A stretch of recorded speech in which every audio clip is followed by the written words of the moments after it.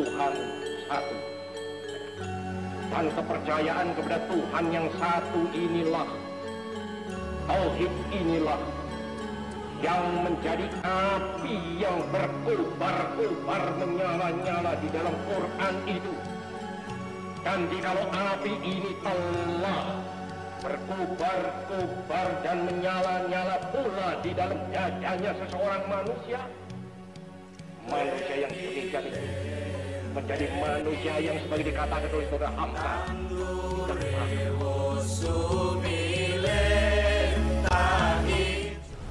Bismillahirrahmanirrahim. Assalamualaikum warahmatullahi wabarakatuh. Alhamdulillahirabbil alamin. Wassalatu wassalamu ala sayyidina Muhammad wa ala alihi thayyibin wa sahbihi muntajabin wa tabi'ina lahum bi ihsanin ila yaumiddin. Alhamdulillah, berkat rahmat Allah kita masih bisa melaksanakan ibadah puasa pada bulan Ramadan tahun ini di tengah suasana yang penuh keprihatinan dan permenungan pandemi COVID-19. Marilah kita terus berdoa kepada Allah, mudah-mudahan wabah ini cepat berlalu dan kita bisa kembali hidup normal. Kata kuncinya adalah syukur kepada Allah SWT, karena di dalam Al-Quran disebutkan wa qalilun min ibadiyas syakur, begitu sedikit dari hamba-hambaku yang bersyukur. Salawat serta salam marilah kita sampaikan kepada junjungan kita Rasulullah Sallallahu Alaihi Wasallam. Allahumma salli ala Muhammad wa ala ali Sayyidina Muhammad. Mudah-mudahan pencerahan dan syafaatnya selalu bersama kita, baik di dunia maupun di akhirat. Bapak Ibu yang saudara yang terhormat, seperti biasa menjelang buka puasa, saya akan sedikit berbagi, mengaji pikiran keislaman Bung Karno yang sangat luar biasa, memberikan inspirasi kepada kita semua tentang bagaimana menjalani kehidupan bermasyarakat, berbangsa, bernegara, dan bagaimana meletakkan kita di tengah pergaulan global.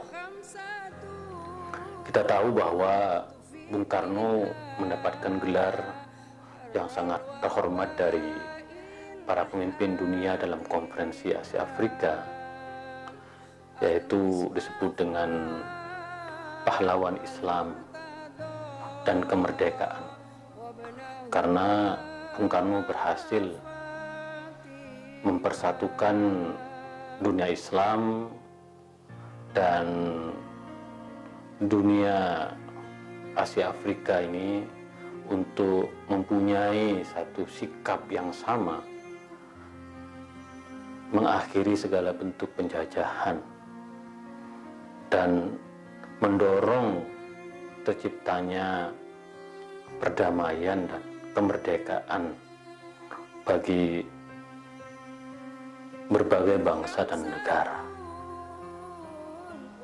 Penghargaan terhadap Bung Karno ini begitu sangat luar biasa, dan tentu kita sangat bangga sebagai warga Indonesia karena kepemimpinan Bung Karno diakui dan dihormati oleh dunia dengan predikat sebagai pahlawan Islam itu sendiri. Nah, tema kita pada hari ini adalah Islam agama yang toleran, sebuah pidato yang disampaikan oleh Bung Karno dalam peringatan Idul Fitri di Masjid Baitur Rahman pada tanggal 23 Januari 1966. Tentu ini berbeda dengan pidato-pidato lain yang disampaikan Bung Karno yang biasanya disampaikan di istana maupun forum-forum kampus atau di lapangan terbuka. Tetapi pidato yang berjudul Islam Agama yang Toleran ini disampaikan di dalam Masjid Baitur Rahman di lingkungan Istana Negara. Dan bagi Bung Karno ini sebuah kehormatan untuk menyampaikan pikiran-pikirannya di depan umat yang sedang merayakan Idul Fitri. Nah, Bung Karno menyampaikan sebuah peristiwa yang menarik tentang perjalanan bangsa ini pada saat itu tahun 66 di tengah gejolak politik yang kita semua tahu. Tetapi Bung Karno betapa bangganya ketika di malam hari raya beliau jalan-jalan dan melihat di Tanah Abang warga Jakarta pada waktu itu berbondong-bondong membeli bunga gladiol. Itu sangat menyentuh, sangat memberikan kenangan bagi Bung Karno. Kita tahu bahwa Bung Karno sebagai pemimpin adalah pemimpin yang senantiasa belusuan, hadir di tengah-tengah rakyat, tidak berjarak dengan rakyat. Dan karena itu Bung Karno sangat dicintai oleh rakyatnya. Di dalam pidatonya Bung Karno mendapatkan inspirasi dari Umar bin Khattab, khalifah kedua di dalam tradisi Sunni Islam, yang diantara tradisinya adalah belusuan, berjumpa dengan warga dan rakyatnya.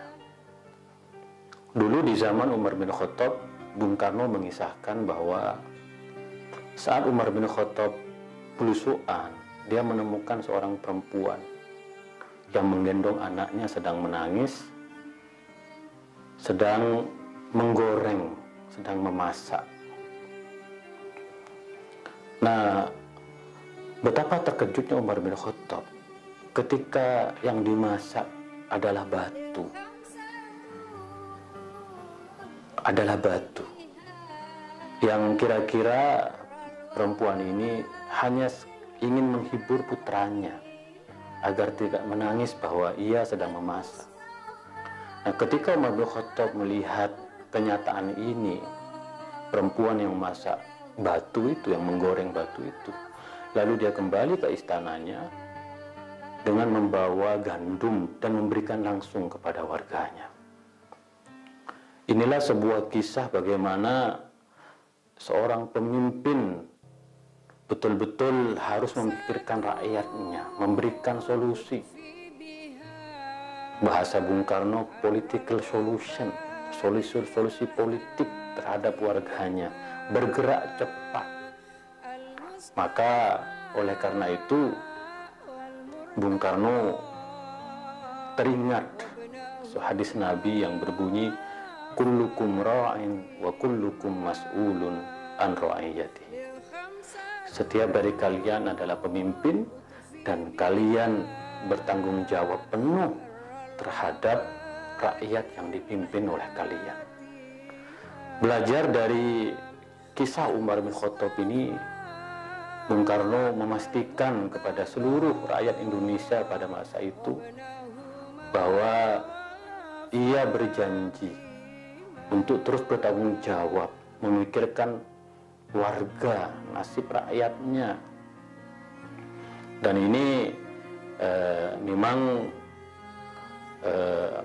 menjadi satu kebiasaan dari Bung Karno. Dan betapa bahagianya Bung Karno kenapa? Karena dia membandingkan pada zaman Umar bin Khattab, ketika melihat warganya tidak memiliki, rakyatnya tidak memiliki yang bisa dimakan dengan menggoreng batu tadi itu, memasak batu tadi itu.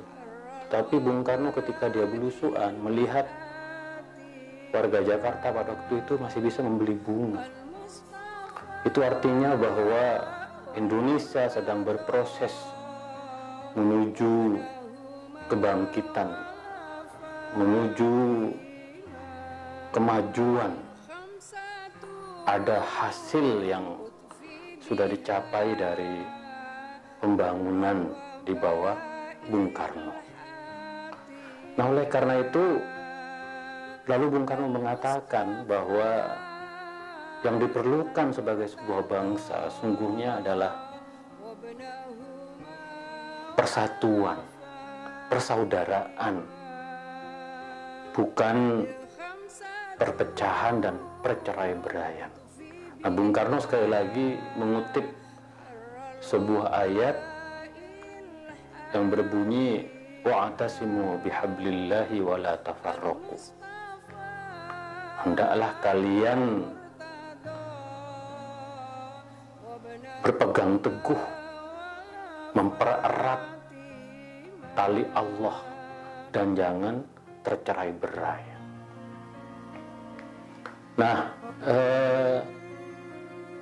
ini ayat ini bagi Bung Karno sangat penting sekali, terutama bagi umat Islam. Kalau kita merujuk kepada tafsir yang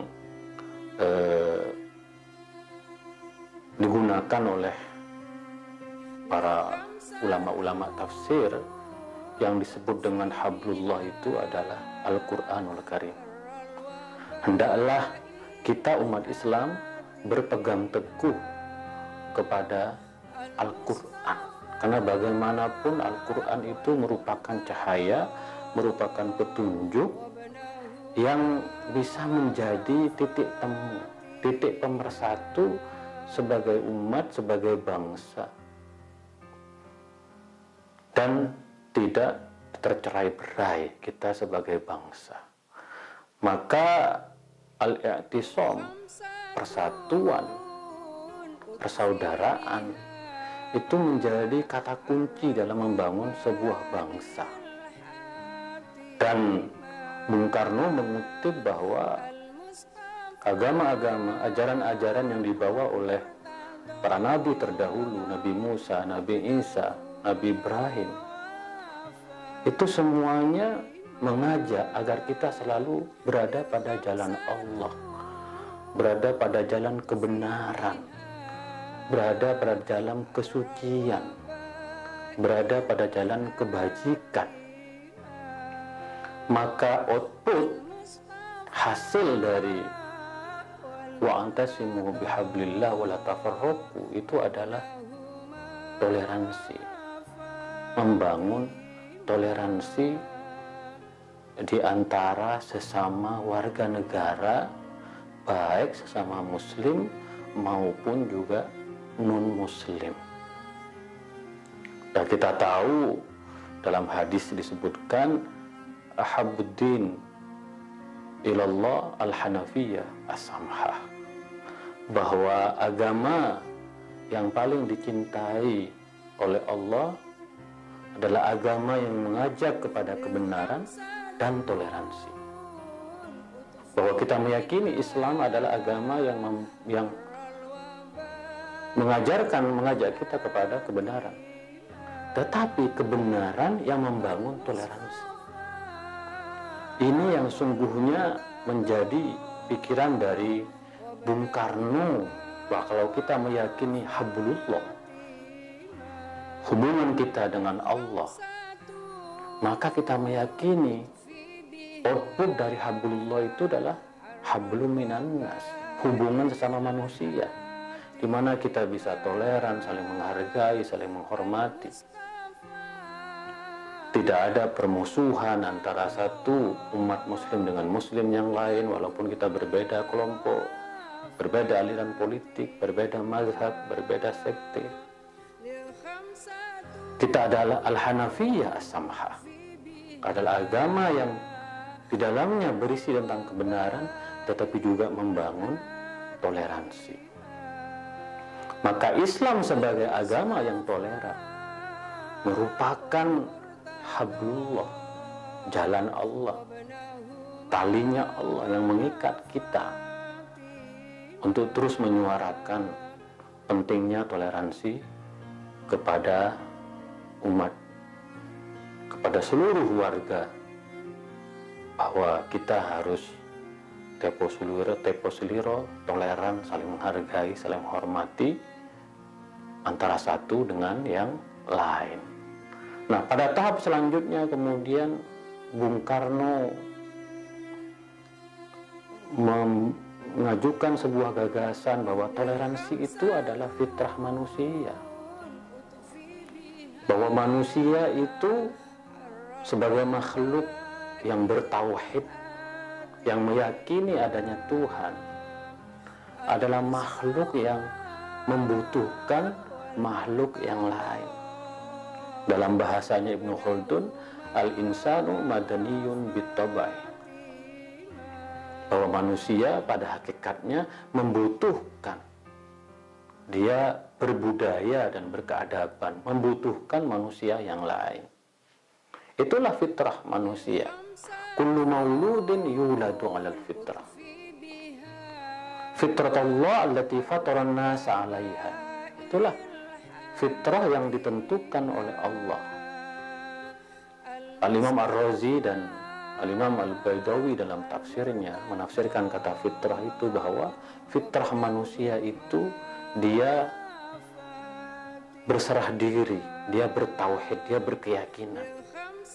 Dan dengan keyakinan itulah kemudian dia memupuk satu nilai kebersamaan, kolaborasi, gotong royong, toleransi.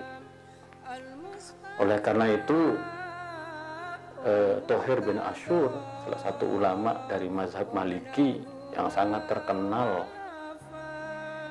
memahami fitrah manusia itu bahwa harus membangun toleransi, kebersamaan di antara sesama. Maka dalam suasana Idul Fitri, Bung Karno mengatakan kita sebagai bangsa yang hidup di tengah gejolak politik pada masa itu harus saling mengampuni. Wa anta'afu khairun lakum, kata Allah. Kalau kalian memaafkan, maka itu akan lebih baik bagi kalian. Saling memaafkan, saling mengampuni dalam suasana Idul Fitri, Bung Karno mengatakan itulah fitrah kita. Maka Idul Fitri kembali kepada fitrah adalah kita bersalam-salaman, saling bermaaf-maafan. Karena itulah sungguhnya esensi dari fitrah di dalam ajaran Islam. Lalu fitrah manusia yang kedua menurut Bung Karno selain saling mengampuni adalah tidak membenci. Bahwa kita memang berbeda secara politik, berbeda secara mazhab, berbeda secara kelompok atau berkomunitas, berjamiyah. Ada NU, ada Muhammadiyah, ada Persis, ada Al-Wasliyah, dan lain-lain. Tetapi hendaknya kita tidak menebarkan kebencian di antara sesama kita. Tidak membenci. Suasana fitrah manusia itu adalah bagaimana ketika kita mempunyai satu kesadaran bahwa kita membutuhkan orang lain. Entah itu saudara kita, orang tua kita, guru kita, murid kita, atau orang yang tidak kenal kita. Al-Imam Ali mengatakan kita sesungguhnya semua adalah bersaudara. Baik saudara dalam seagama, kita agamanya sama, akhun fiddin, maupun kita bersaudara fil khalqi, kita semua ciptaan Allah. Bahwa kita semua ini sungguhnya adalah bersaudara. Maka pada puncaknya, kata Bung Karno, fitrah manusia itu adalah cinta, saling mencintai di antara sesama. Nah, toleransi, kata kuncinya adalah mencintai. Kalau kita sudah mau mencintai orang yang berbeda dengan kita, berarti kita sudah toleran. Sebaliknya, kalau kita belum mampu mencintai orang yang berbeda dengan kita, kita belum toleran. Nah, Islam sebagai agama toleransi, maka kita harus betul-betul menumbuhkan rasa cinta terhadap orang yang berbeda agama, berbeda suku, berbeda keyakinan, berbeda mazhab. Dan kita tahu dalam suasana politik biasanya ada krisis cinta di antara sesama warga bangsa. Bahkan yang sangat menyedihkan, sesama muslim pun kita kadangkala mengalami krisis cinta ini. Maka Ibn Arabi mengatakan, agama saya adalah cinta. Kristen, Yahudi, Hindu, Buddha, Konghucu, ya esensi ajarannya adalah cinta itu. Maka seluruh umat agama mestinya menjadikan cinta sebagai cara kita untuk membangun toleransi di antara sesama. Nah, oleh karena itu sekali lagi Bung Karno mengajak kita untuk menjauhi asobiyah, fanatisme. Karena fanatisme ini menjadi benalu yang mengganggu kita. Kita harus belajar dari Rasulullah, bagaimana Rasulullah mempersatukan antara kaum muhajirin, yaitu mereka yang hijrah dari Mekah ke Madinah, dengan Al-Ansor, mereka orang-orang penduduk asli Madinah. Itulah inti ajaran Islam. Tidak boleh ada lagi yang fanatis, harus bersatu padu. Dan oleh karena itu, mewujudkan Islam sebagai agama yang toleransi ini bukan sesuatu yang mustahil, ya, kata Bung Karno. Terutama dalam konteks berbangsa, membangun toleransi dalam konteks berbangsa itu membutuhkan proses yang terus harus dipupuk, dilaksanakan. Tidak pernah pesimis, harus selalu optimis.